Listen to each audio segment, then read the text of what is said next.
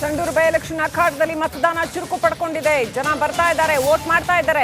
ಹೆಚ್ಚಿನ ಸಂಖ್ಯೆಯಲ್ಲಿ ವಯೋವೃದ್ಧರು ಮಹಿಳೆಯರು ಬಂದು ವೋಟ್ ಮಾಡ್ತಾ ಇದ್ದಾರೆ. ಸುಶೀಲಾನಗರ, ಬಂಡ್ರಿ, ಚೋರ್ನೂರು ಅಲ್ಲೆಲ್ಲ ಮತದಾನ ಬಿರುಸಾಗಿದೆ.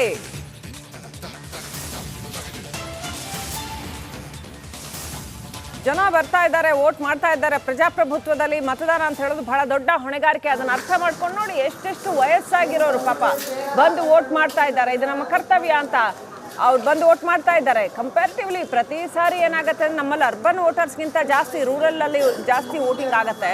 ಅವ್ರಿಗೆ ಆ ಹೊಣೆಗಾರಿಕೆ ಅರಿವು ಜಾಸ್ತಿ ಇರುತ್ತೆ. ವೋಟ್ ಮಾಡಿ ಬರ್ಬೇಕು, ನಾನು ಹೋಗಿ ಎಷ್ಟೇ ಕೆಲಸ ಇದ್ರು ಅದ್ರ ಮಧ್ಯೆ ಹೋಗಿ ವೋಟ್ ಮಾಡಿ ಬರಬೇಕು ಅನ್ನೋ ಎಚ್ಚರಿಕೆ. ತುಕಾರಾಮ್ ವೋಟ್ ಮಾಡ್ತಾ ಇದ್ದಾರೆ. ಸಂಡೂರು ಅಭ್ಯರ್ಥಿ ಅನ್ನಪೂರ್ಣ ಅವರ ಪತಿ ತುಕಾರಾಮ್, ಬಳ್ಳಾರಿ ಸಂಸದ ತುಕಾರಾಮ್ ಬಂದು ವೋಟ್ ಮಾಡ್ತಾ ಇದ್ದಾರೆ. ಸಂಡೂರಿನಲ್ಲಿ ಬಳ್ಳಾರಿ ಸಂಸದ ತುಕಾರಾಮ್ ವೋಟ್ ಮಾಡ್ತಾ ಇದ್ದಾರೆ.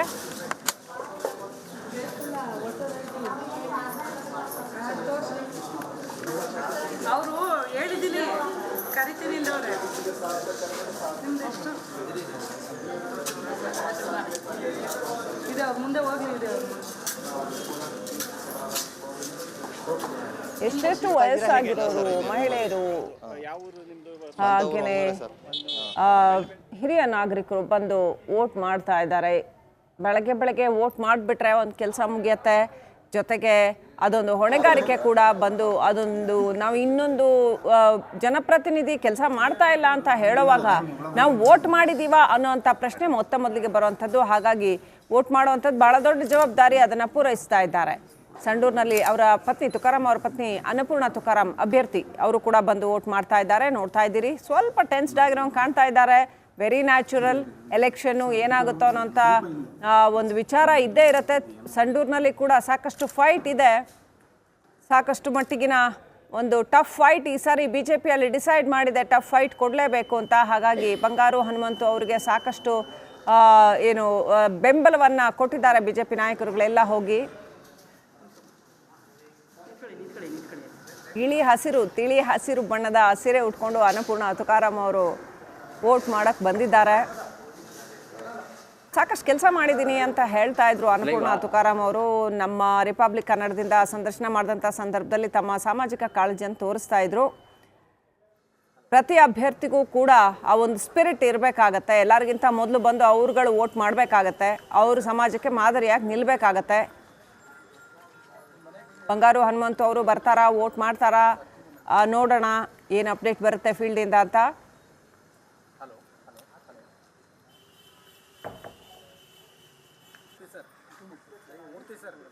ಅನ್ನಪೂರ್ಣ ತುಕಾರಾಮ್ ಸಂಡೂರಿನ ಅಭ್ಯರ್ಥಿ, ಕಾಂಗ್ರೆಸ್ ಅಭ್ಯರ್ಥಿ ಬಂದು ವೋಟ್ ಮಾಡಿದ್ದಾರೆ. ತುಕಾರಾಮ್ ಅವ್ರ ಜೊತೆ ನಿಂತು ವೋಟ್ ಮಾಡೋದನ್ನು ತೋರಿಸ್ತಾ ಇದ್ದಾರೆ. ಆ್ಯಕ್ಚುಲಿ ಅವರು ಮತದಾನ ಕೇಂದ್ರದಿಂದ ಹೊರಗಡೆ ಬಂದು ಇದೆಲ್ಲ ಮಾಡಬೇಕು, ಅಲ್ಲಿ ವೋಟ್ ಮಾಡಿ ಅಲ್ಲೇ ನಿಂತ್ಕೊಂಡು ಮತದಾನ ಮಾಡಿರೋ ಸಿಂಬಲ್ ತೋರಿಸ್ತಾ ಇದ್ದಾರೆ. ಎನಿವೆ,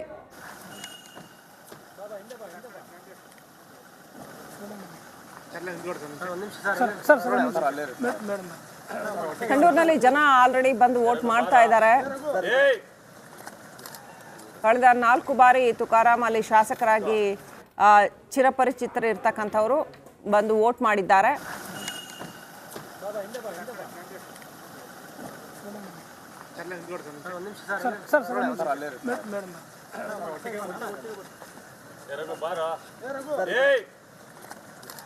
ಅನ್ನಪೂರ್ಣ ಅವರು ಹೇಳ್ತಾ ಇದ್ರು, ನಾನು ಸ್ಟ್ರೆಸ್ ಕಡಿಮೆ ಮಾಡ್ಕೊಳಕ್ಕೆ ಯೋಗ ಮಾಡ್ತೀನಿ ಅಂತ ಹೇಳ್ತಾ ಇದ್ರು. ಹಾಗೇನೆ ಅವರ ಹವ್ಯಾಸಗಳ ಬಗ್ಗೆ ಹೇಳ್ತಾ ಇದ್ರು, ಓದೋ ಹವ್ಯಾಸ ಇದೆ ಅಂತೆಲ್ಲ ಹೇಳ್ತಾ ಇದ್ರು. ಸೊ ಒಂದು ಇಂಟ್ರೆಸ್ಟಿಂಗ್ ಕ್ಯಾಂಡಿಡೇಟ್ ಅಂತ ಹೇಳ್ಬೋದು. ಬೆಳಗ್ಗೆ ಬೇಗ ಬಂದು ವೋಟ್ ಮಾಡಿದ್ದಾರೆ, 8:15ಗೆಲ್ಲ ವೋಟ್ ಮಾಡಿದ್ದಾರೆ. ಎಸ್ಪೆಷಲಿ ಅನ್ನಪೂರ್ಣ ಅವರು ಫಸ್ಟ್ ಟೈಮ್ ಎಲೆಕ್ಷನ್ ಫೇಸ್ ಮಾಡ್ತಾ ಇದ್ದಾರೆ. ಅವ್ರ ಪತಿ 4 ಬಾರಿ ಚುನಾವಣೆ ಫೇಸ್ ಮಾಡಿದ್ರು ಕೂಡ, ಅವ್ರ ಜೊತೆಗಿದ್ರು ಕೂಡ ವೈಯಕ್ತಿಕವಾಗಿ ಅನ್ನಪೂರ್ಣ ಅವರಿಗೆ ಇದು ಮೊದಲ ಚುನಾವಣೆ ಆಗಿರೋದ್ರಿಂದ ಒಂದಷ್ಟು ಟೆನ್ಷನ್ ಇದ್ದೇ ಇರುತ್ತೆ. ಅವರ ಮುಖ ನೋಡಿದ್ರೆ ಸ್ವಲ್ಪ ಟೆನ್ಸ್ಡ್ ಆದಂಗೆ ಕಾಣ್ತಾ ಇದ್ದಾರೆ. ವೆರಿ ನ್ಯಾಚುರಲ್ ಅದು. ಇವತ್ತು ಚುನಾವಣೆ ಮುಗಿದು ನಾಡಿದ್ದು ರಿಸಲ್ಟ್ ಬರೋವರೆಗೂ ಕೂಡ ಸ್ವಲ್ಪ ಮಟ್ಟಿಗಿನ ಟೆನ್ಷನ್ ಇದ್ದೇ ಇರತ್ತೆ.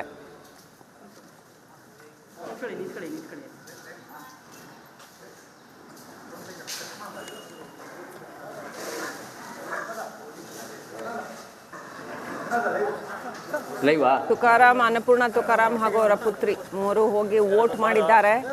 ಸಂಡೂರು ಎಲೆಕ್ಷನ್ ಈ ಸಾರಿ ಏನಾಗುತ್ತೆ ಅನ್ನೋದು ಒಂದಷ್ಟು ಕುತೂಹಲ ಬಾಕಿ ಇದೆ. ರಿಸಲ್ಟ್ ಬಂದ ಮೇಲೆ ಗೊತ್ತಾಗುತ್ತೆ ಸಂಡೂರಿನ ಮತದಾರ ಏನು ತೀರ್ಪು ಕೊಡ್ತಾನೆ ಅನ್ನೋವಂಥದ್ದು ಕಾದು ನೋಡಬೇಕು. ಈಗೇನು ಹೇಳಕ್ ಬರಲ್ಲ. ಏನೇ ಹೇಳಿದ್ರು ಈಗ ಕೋಡ್ ಆಫ್ ಕಾಂಡಕ್ಟ್ ಜಾರಿಯಲ್ಲಿರೋದ್ರಿಂದ ತುಂಬ ಏನು ಹೇಳಕ್ಕಾಗಲ್ಲ.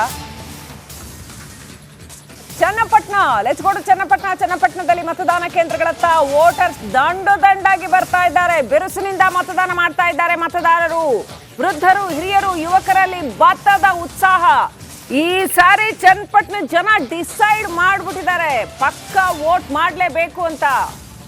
ಹೈಯೆಸ್ಟ್ ವೋಟಿಂಗ್ ಆದ್ರೆ ಏನ್ ಬರುತ್ತೆ ರಿಸಲ್ಟ್ ಕಾದು ನೋಡ್ಬೇಕು. ಚನ್ನಪಟ್ಟಣದಲ್ಲಿ ಜನ ಸಿಕ್ಕಾಪಟ್ಟೆ ದೊಡ್ಡ ಸಂಖ್ಯೆಯಲ್ಲಿ ಬಂದು ಬಿರುಸಿನಿಂದ ಮತದಾನ ಮಾಡ್ತಾ ಇದ್ದಾರೆ. ನನ್ನ ಅಭಿಪ್ರಾಯ ನಾನು ಹೇಳಲೇಬೇಕು ಅಂತ ಪ್ರತಿಯೊಬ್ಬರು ಕೂಡ ಬಂದು ವೋಟ್ ಮಾಡ್ತಾ ಇದ್ದಾರೆ. ಹಿರಿಯರು, ಯುವಕರು, ವೃದ್ಧರು, ಮಹಿಳೆಯರು ಎಲ್ಲ ಬಂದು ವೋಟ್ ಮಾಡ್ತಾ ಇದ್ದಾರೆ ಚನ್ನಪಟ್ಟಣದಲ್ಲಿ. ಸೊ ಸರತಿ ಸಾಲಿನಲ್ಲಿ ಸಾಲಾಗಿ ನಿಂತು ಬಂದು ವೋಟ್ ಮಾಡ್ತಾ ಇದ್ದಾರೆ. ನಮಗೆ ಜನಸಾಮಾನ್ಯರಿಗೆ ನಮ್ಮ ಅಭಿಪ್ರಾಯವನ್ನು ವ್ಯಕ್ತಪಡಿಸೋದಕ್ಕಿರುವಂತಹ, ನಮ್ಮ ಹಕ್ಕನ್ನು ಚಲಾಯಿಸೋದಕ್ಕಿರುವಂತಹ ಏಕೈಕ ಅವಕಾಶ ಚುನಾವಣೆ. ಹಾಗಾಗಿ ಅಲ್ಲಿ ಬಂದು ವೋಟ್ ಮಾಡಲೇಬೇಕಾಗತ್ತೆ. ಈ ಬೈ ಎಲೆಕ್ಷನ್ಸ್ ಅಂತ ಬಂದಾಗ ಇದು ಅಗತ್ಯವೇ ಅನ್ನೋ ಪ್ರಶ್ನೆ ಇದ್ದರೂ ಕೂಡ ತಮ್ಮ ಸ್ವಹಿತಾಸಕ್ತಿಗೋಸ್ಕರ ರಾಜಕೀಯ ಪಕ್ಷಗಳು ಈ ರೀತಿ ಉಪಚುನಾವಣೆಗಳನ್ನ ಮಾಡಿ ಸರ್ಕಾರಕ್ಕೆ ಹೆಚ್ಚುವರಿ ಹೊರೆ ಮಾಡ್ತಾರಾ ಅನ್ನುವಂಥದ್ದು ಇದ್ದರೂ ಕೂಡ ಮತ ಚಲಾಯಿಸುವಂಥದ್ದು ಪ್ರತಿಯೊಬ್ಬ ನಾಗರಿಕನ ಕರ್ತವ್ಯ. ಬಂದು ವೋಟ್ ಮಾಡಲೇಬೇಕು. ವೋಟ್ ಮಾಡಿದಾಗಲೇ ನಾವು ಪ್ರಜಾಪ್ರಭುತ್ವದಲ್ಲಿ ಭಾಗವಹಿಸಿದ ಹಾಗಾಗುತ್ತೆ. ನಮ್ಮ ಭಾಗವಹಿಸುವಿಕೆಗೆ ಒಂದು ಅರ್ಥ ಬರುತ್ತೆ. ಹಾಗಾಗಿ ನಾವು ಭಾಗವಹಿಸಿಲ್ಲ ಅಂತಂದರೆ ಜನ ರಾಜಕಾರಣಿಗಳು ಮನಸ್ಸಿಗೆ ಬಂದಿದ್ದು ಮಾಡ್ತಾರೆ. ಹಾಗಾಗಿ ನಾವು ಹೋಗಿ ನಮ್ಮ ಹಕ್ಕನ್ನು ಚಲಾಯಿಸಲೇಬೇಕು. ಈ ಒಂದು ಅರಿವು ಇತ್ತೀಚೆಗೆ ಭಾರತದಲ್ಲಿ ಅತ್ಯಂತ ಹೆಚ್ಚಾಗ್ತಾ ಇರೋದು ಸಂತೋಷದ ವಿಚಾರ. ಅದೇ ರೀತಿಯಲ್ಲಿ ಚನ್ನಪಟ್ಟಣದಲ್ಲಿ ಕೂಡ ಜನ ಸಿಕ್ಕಾಪಟ್ಟೆ ದಂಡಾಗಿ ಬಂದು ವೋಟ್ ಮಾಡ್ತಾ ಇದ್ದಾರೆ.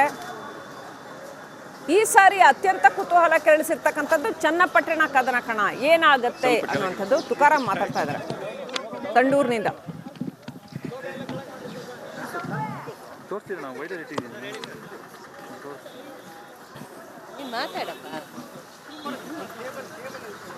ಗಲಾಟೆ ಮಾಡ್ಕೊಂತಾರ.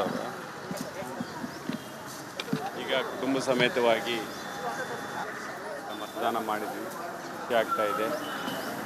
ಮೊದಲು ನನಗೋಸ್ಕರ ಎಲ್ಲರೂ ಮತದಾನ ಮಾಡ್ತಾಯಿದ್ರು ಕುಟುಂಬ ಸದಸ್ಯರು. ಇವತ್ತು ನಮ್ಮ ಮಿಸಸ್ ಅವರು ತಮಗೋಸ್ಕರ ತಾವು ಅಭ್ಯರ್ಥಿಯಾಗಿ ಇವತ್ತು ಮತ ಚಲಾಯಿಸಿರೋದು ತುಂಬ ಸಂತೋಷ ಆಗ್ತಾ ಇದೆ. ಸಂವಿಧಾನದ ಒಂದು ಆಶಯದಂತೆ ಇವತ್ತು ಎಲ್ಲರೂ ಕೂಡ ಉಪಚುನಾವಣೆಯಲ್ಲಿ ಮತದಾನ ಮಾಡ್ತಾ ಇದ್ದಾರೆ. ಇದು ನಮ್ಮ ಒಂದು 6ನೇ ಚುನಾವಣೆ. ನಾನು 4 ಬಾರಿ ಗೆದ್ದಿದ್ದೆ. ಎಂಪಿನೂ ಸಂಸದನಾಗಿ ಆಯ್ಕೆ ಆದೆ. ಆಯ್ಕೆ ಆದೆ. ಈಗ ನಮ್ಮ ಧರ್ಮಪತ್ನಿಯವರು ಅಭ್ಯರ್ಥಿಯಾಗಿ ನಿಂತಿರೋದು ತುಂಬ ಖುಷಿ ಆಗ್ತಾಯಿದೆ. ಎಲ್ಲರಲ್ಲೂ ಕೂಡ ನಾವು ಮನವಿ ಮಾಡಿದ್ವಿ, ಸಂವಿಧಾನದ ವ್ಯವಸ್ಥೆಯಲ್ಲಿ ಯಾರು ಕೂಡ ಮತದಾನದಿಂದ ದೂರ ಉಳಿಬಾರ್ದು, ಎಲ್ಲರೂ ಕೂಡ ಮತದಾನ ಮಾಡಬೇಕು ಅಂತೇಳಿ ತಮ್ಮ ಮೂಲಕ ಇಡೀ ಸಂಡೂರು ಕ್ಷೇತ್ರದ ಎಲ್ಲ ಪ್ರಜೆಗಳಲ್ಲಿ ಕೂಡ ನಾನು ಮನವಿಯನ್ನು ಮಾಡ್ತೀನಿ. ನಮ್ಮ ಪಕ್ಷ ಯಾವಾಗಲೂ ಕೂಡ ಸಂವಿಧಾನ, ಪ್ರಜಾಪ್ರಭುತ್ವದ ಒಂದು ದೂರದೃಷ್ಟಿನಲ್ಲಿ ಒಂದು ಆಶಯದಂತೆ ಇವತ್ತು ನಡೀತಾ ಇದೆ. ಇಡೀ 3 ಚುನಾವಣೆಯಲ್ಲೂ ಕೂಡ ನಮಗೆ ಒಂದು ಭರವಸೆ ಇದೆ.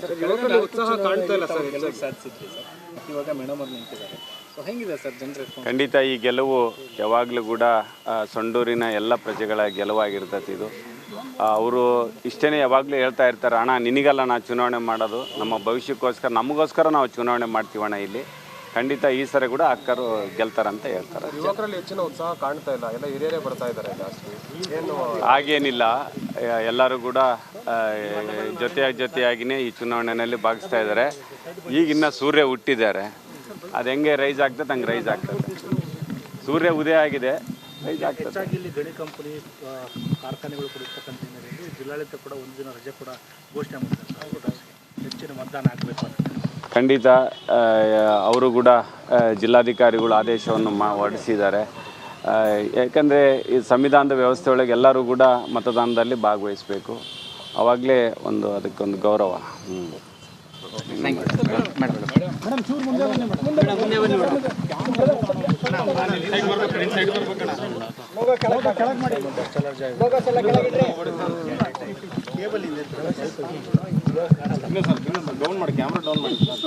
ಬಾ ಮಗ. ಓಟ್ ಹಾಕಿದ್ರಿ, ಬಂದು ಮತಗಟ್ಟೆಗೆ ಬಂದು ನಾವು ಅಭ್ಯರ್ಥಿ ಆಗಿದ್ರಿ. ನಾನು ಮೊದಲೇ ಬಾರಿ ಅಭ್ಯರ್ಥಿಯಾಗಿ ಇಲ್ಲಿ ಮತ ಚಲಾವಣೆ ಮಾಡಿದ್ದೇನೆ.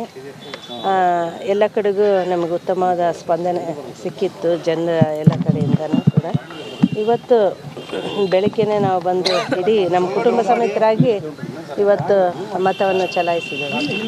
ಮೇಡಮ್, ಈಗ ಇದುವರೆಗೂ ಸಹಿತ ತಾವು ಸರ್ ಪರವಾಗಿ ಪ್ರಚಾರ ಮಾಡ್ತಿದ್ರಿ, ಓಟ್ ಹಾಕ್ತಿದ್ರು, ಬಟ್ ಇವಾಗ ತಾವೇ ಅಖಾಡದಲ್ಲಿದ್ದೀರಿ.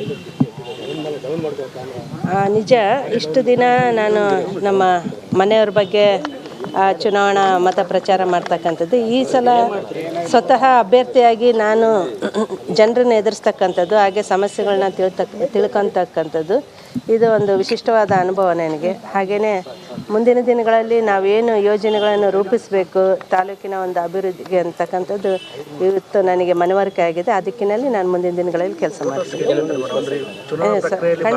ಖಂಡಿತ ಇದೆ. ನಮಗೆ ಗೆಲ್ತೀವಿ ಅಂತಕ್ಕಂಥ ವಿಶ್ವಾಸ ನಮಗೆ. ನಮ್ಮ ಎಲ್ಲ ಕಾರ್ಯಕರ್ತರು ನಮಗೆ ಆ ವಿಶ್ವಾಸನ ತುಂಬಿದ್ದಾರೆ. ನಮ್ಮ ಮುಖಂಡರು ಎಲ್ಲರೂ ಒಗ್ಗಟ್ಟಾಗಿ ಚುನಾವಣೆಯನ್ನು ನಾವು ಎದುರಿಸ್ತಿದ್ದೇವೆ. ವೋಟರ್ಸ್ಗೆ ಏನು ಹೇಳ್ತಾರೆ? ಪ್ರತಿಯೊಬ್ಬರು ಕೂಡ ಈ ಮತದಾನ ಹಕ್ಕಲ್ಲಿ ಚಲಾವಣೆ ಮಾಡಿ ಮುಕ್ತ ಮತ್ತು ಶಾಂತಿಯುತ ಮತದಾನಕ್ಕೆ ಎಲ್ಲರೂ ಅವಕಾಶ ಮಾಡಿಕೊಡ್ಬೇಕು. ಯಾಕಂದರೆ ಸಂವಿಧಾನಬದ್ಧವಾದಂಥ ಈ ಒಂದು ಚುನಾವಣಾ ಪ್ರಕ್ರಿಯೆಯಲ್ಲಿ ಎಲ್ಲರೂ ತಪ್ಪದೇ ಭಾಗವಹಿಸಬೇಕು. ಹಾಗೆಯೇ ತಮ್ಮ ಹಕ್ಕನ್ನು ತಾವು ಚಲಾಯಿಸಬೇಕು. ಸೂಕ್ತವಾದ ಮತ್ತು ಅಭಿವೃದ್ಧಿಪರವಾದ ಅಭ್ಯರ್ಥಿಗಳಿಗೆ ಆಶೀರ್ವಾದ ಮಾಡಬೇಕಂತೇಳಿ ನಾನು ಕೇಳ್ತೀನಿ. Thank you. ಒಂದು ಸಕ್ಕಡಪ್ಪ ಮಕ್ಕಳ ಸಮೇತ ಇದ್ದೀವಿ.